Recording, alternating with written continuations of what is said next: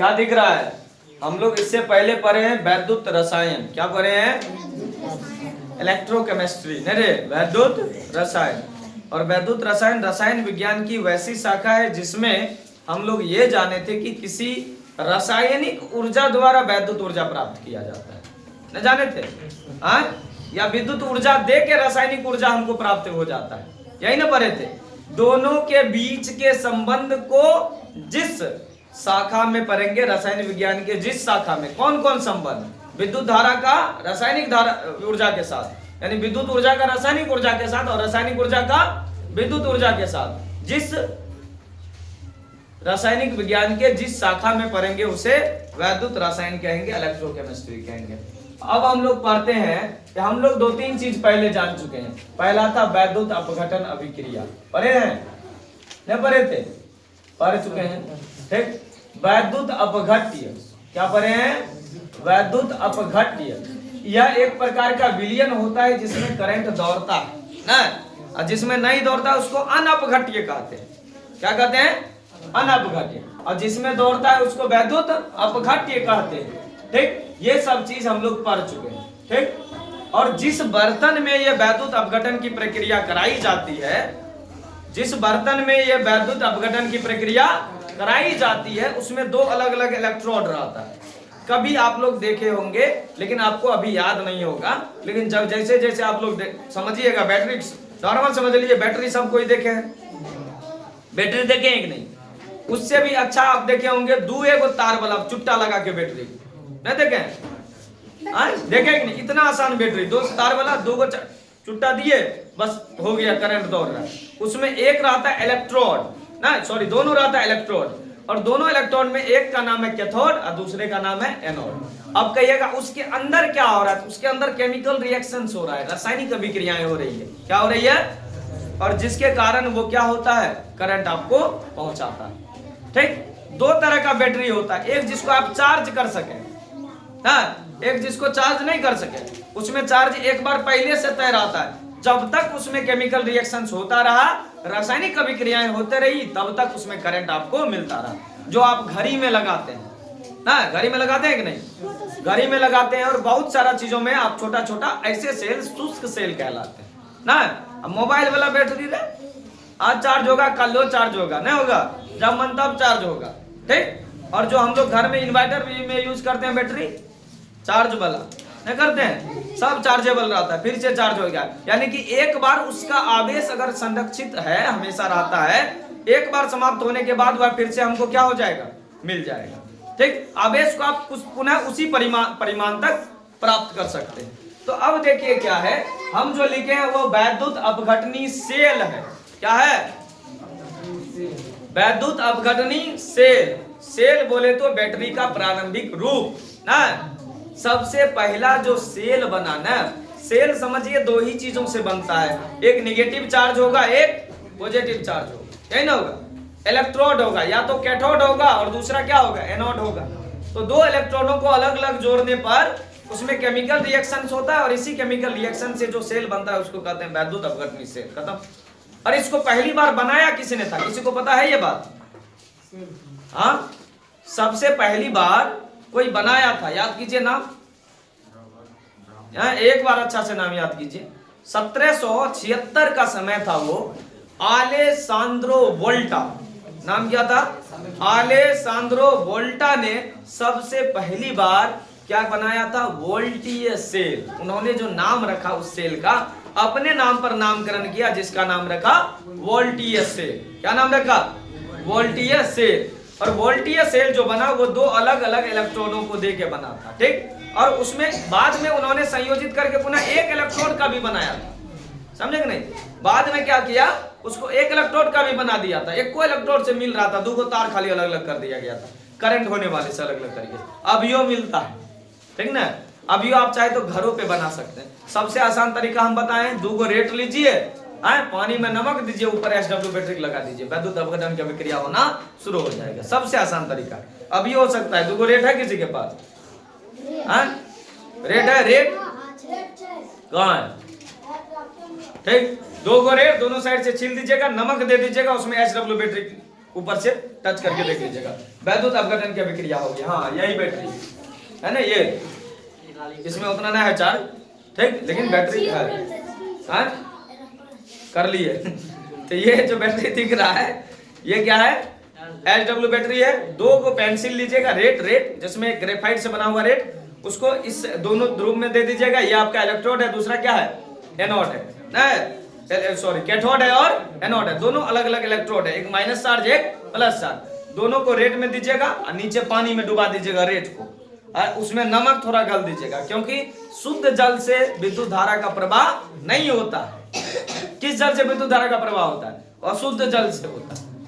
खराब पानी से करंट दौड़ेगा, अच्छा पानी से करंट नहीं दौड़ेगा, ये पहले से पता होगा, ठीक। तो हम यहाँ लिखे हैं क्या, वैद्युत अपघटनी सेल। तो बोलिए सीधा, जिस बर्तन में वैद्युत अपघटन विलयन से विद्युत धारा प्रवाहित करके वैद्युत अपघटन की रासायनिक क्रिया कराई जाती है, उसे वैद्युत अपघटनी सेल कहते हैं। ये बार बार हमसे पूछा जाता है 2 नंबर में, वैद्युत अपघटनी सेल क्या है।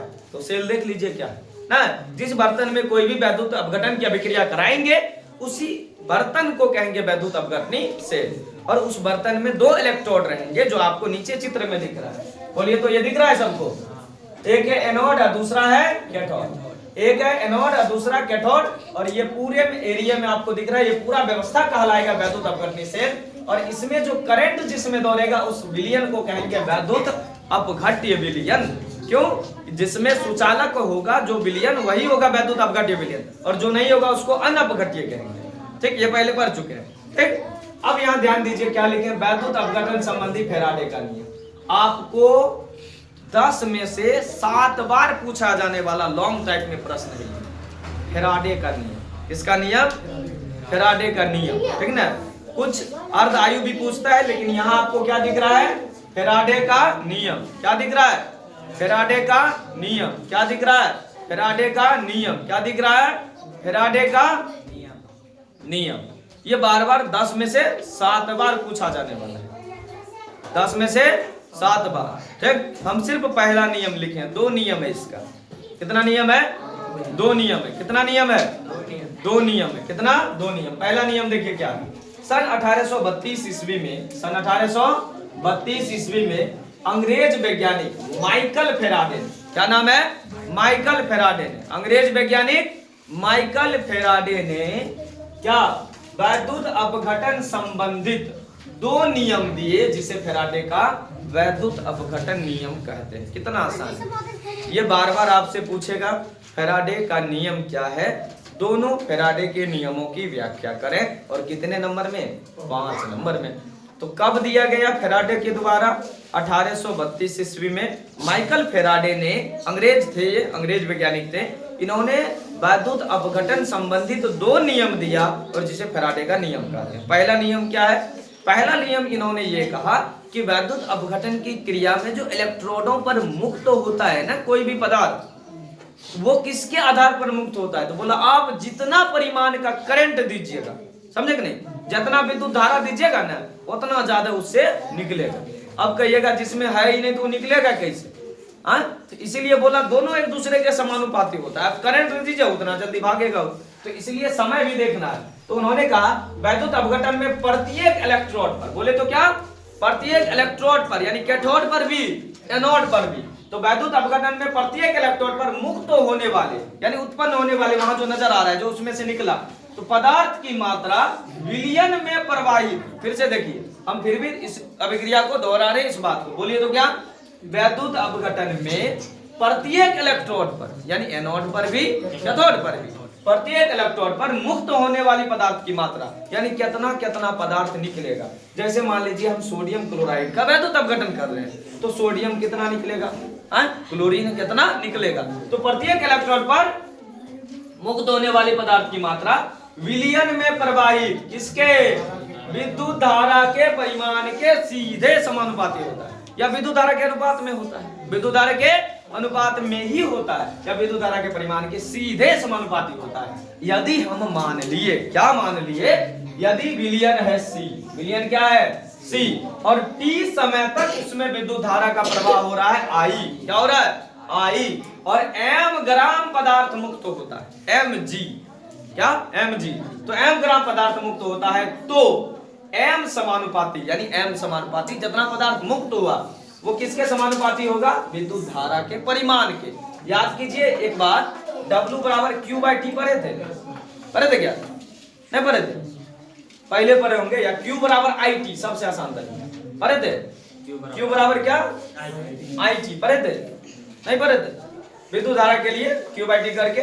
तो यहाँ आवेश है, क्या है? आवेश, और साथ में क्या है? समय। और ये जो आपको दिख रहा है I, ये क्या है? विद्युत धारा।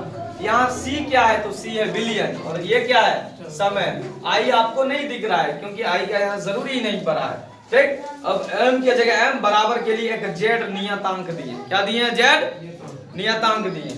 तो यहाँ लिखे हैं Z बराबर, देखिए तो क्या? विद्युत रासायनिक तुल्यांक। क्या है विद्युत रासायनिक तुल्यांक? नीचे दर्शाया हुआ है। तो हम क्या लिखे? माना कि किसी विलियन C में T समय में धारा प्रवाहित I हो रहा है, M ग्राम पदार्थ मुक्त होता है, तो M समानुपाती C इंटू T, ठीक। आप चाहे तो यहाँ दूसरा मान लेकर भी बना सकते हैं, कोई दिक्कत वाली बात नहीं है, ठीक। आप चाहे तो I ले लीजिए, कोई दिक्कत नहीं है, ठीक। तो यहाँ हो गया M बराबर, इस समानुपाती को बराबर करने के लिए एक कांस्टेंट लिया गया है, एक स्थिरांक लिया गया है, एक नियतांक लिया गया है, जिसका नाम है वैद्युत रासायनिक तुल्यांक, जिसका उपयोग माइकल फैराडे साहब ने किया था। तो क्या माने हैं? M बराबर Z CT। यदि C बराबर 1 एम्पियर, क्या? बिलियन में प्रवाहित धारा जो है वो क्या रहे? 1 एम्पियर रहे, तो और T यानी 1 सेकेंड रहे समय, तो M बराबर Z। देख लीजिए, C बराबर 1, D बराबर 1, तो 1 गुना 1 1, तो Z गुना 1 Z नहीं हो गया? M बराबर Z, M बराबर Z। कहने का मतलब है प्रति सेकेंड यदि 1 एम्पियर की धारा प्रवाहित होती है तो जो इलेक्ट्रोड पर मुक्त होगा पदार्थ वो क्या कहलाएगा? विद्युत रासायनिक तुल्यांक के बराबर होगा। आप सीधे लिख सकते हैं क्या? विद्युत रासायनिक तुल्यांक उसकी वह मात्रा है जो 1 एम्पियर की विद्युत धारा क्या 1 सेकंड तक प्रवाहित करने से प्राप्त होता है। खत्म। विद्युत रासायनिक तुल्यांक कैसे निकालेंगे? 1 सेकेंड की धारा ना, 1 सेकेंड धारा प्रवाहित होगा, कितना धारा रे? 1 एम्पियर की धारा किससे प्रवाहित होगा? किसी वैद्युत अपघटन अभिक्रिया में। जितना पदार्थ मुक्त होगा वो विद्युत रासायनिक तुल्यांक के सीधे बराबर होगा। M बराबर Z। खत्म। M बराबर Z। M क्या है? जितना पदार्थ मुक्त होगा। Z क्या है? विद्युत रासायनिक तुल्यांक। ये दोनों बराबर कब होगा? जब धारा 1 एम्पियर होगी, समय कितना? 1 सेकेंड होगा। तो कभी कभी हमसे पूछ देता है विद्युत रासायनिक तुल्यांक क्या है, समझा? तो समझा दीजिए इधर क्या है। विद्युत रासायनिक तुल्यांक किसी पदार्थ का वह भाग है या वह मात्रा है, ठीक। सॉरी, पदार्थ का विलियन आप ले सकते हैं, वह मात्रा है जो 1 एम्पियर की विद्युत धारा को 1 सेकंड तक किसी वैद्युत अपघटन वाले विलियन में धारा प्रवाहित की जाने पर प्राप्त होती है। खत्म। तो वैद्युत रासायनिक तुल्यांक ये बार-बार आपसे पूछा जाएगा, और ये फैराडे का पहला नियम है, ठीक। एक और नियम है जो दोनों मिला के ही पूछेगा ज्यादातर। एक नियम पूछा है तो इसका मतलब 2 नंबर का है वो प्रश्न, ठीक। ये बार-बार पूछा जाने वाला आपको प्रश्न मिल रहा है इसमें।